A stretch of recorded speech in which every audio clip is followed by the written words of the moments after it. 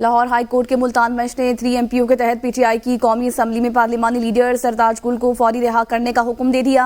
सरताज गुल की 30 रोज के लिए नजरबंदी के खिलाफ Lahore high court Multan bench में रिट पिटीशन पर समाअत हुई है। आमिर मुश्ताक नुमाइंदा ABN हमारे साथ मौजूद है। आमिर, बताइएगा समाअत का हवाल। जी बिल्कुल, साबिक वजीर माहौलियात और PTI की रहनुमा सरताज गुल की नजरबंदी के खिलाफ हाईकोर्ट मुल्तान बेंच में आज रिट दरखास्त की समाअत हुई है।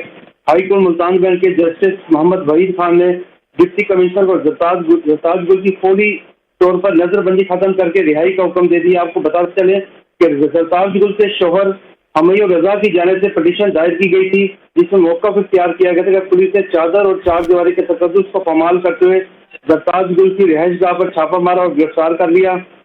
पुलिस ने सरताज गुल को दुपट्टा लेने और जूता पहनने की मोहलत नहीं दी। डिप्टी कमिश्नर ने सरताज गुल को 3 MPO के तहत 30 रोज के लिए नजर बंद कर दिया था। इसकी नजरबंदी के अहकाम को कालजम करार दिया है, जिससे आज हाईकोर्ट मुल्तान बेंच ने जो है उनकी नजरबंदी को जो है खत्म करके रिहाई का हुक्म दे दिया। जी बहुत शुक्रिया आमिर मुश्ताक।